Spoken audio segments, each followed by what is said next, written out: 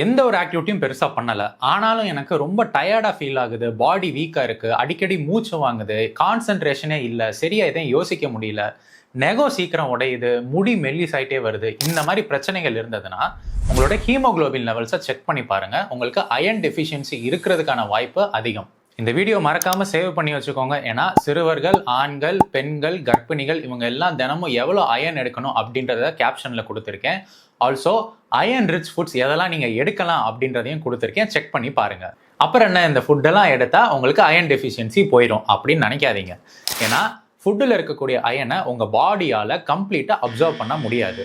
இப்போ நான் சொல்ல போற 3 டிப்ஸை ஃபாலோ பண்ணீங்கன்னா உங்க அயர்ன் அப்சார்ப்ஷனை நல்லா இன்க்ரீஸ் பண்ணி ஹீமோகுளோபின் லெவல்ஸையும் நார்மலா கொண்டு வந்துடலாம். முதல்ல நீங்க பண்ண வேண்டியது அயர்ன் ரிச் ஃபுட்ஸை ஓவர் நைட் நல்லா ஊற வைங்க. ஊற வைக்கிறனால அந்த ஃபுட்டில் இருக்கிற நியூட்ரிஷனை நம்ம பாடியால நல்லா அப்சர்வ் பண்ண முடியும். அடுத்ததா அயர்ன் ரிச் ஃபுட்ஸோட சேர்த்து விட்டமின் சி அதிகமாக இருக்கக்கூடிய ஃபுட்ஸும் ஆட் பண்ணிக்கோங்க.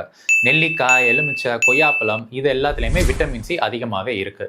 அண்ட் ஃபைனலாக அயர்ன் ரிச் ஃபுட்ஸ் எடுக்கும்போது கால்சியம் அதிகமாக இருக்கிற ஃபுட், டீ, காஃபி இது மூணையுமே அவாய்ட் பண்ணுங்க. ஏன்னா இது மூணும் அயனோட அப்சார்ப்ஷனை அதிகமாகவே தடுக்கும். இந்த வீடியோவை மறக்காம உங்க ஃப்ரெண்ட்ஸ் அண்ட் ஃபேமிலிக்கு ஷேர் பண்ணிட்டு இதே மாதிரி யூஸ்ஃபுல்லான நியூட்ரிஷன் இன்ஃபர்மேஷனுக்கு என்னைய ஃபாலோ பண்ணிக்கோங்க.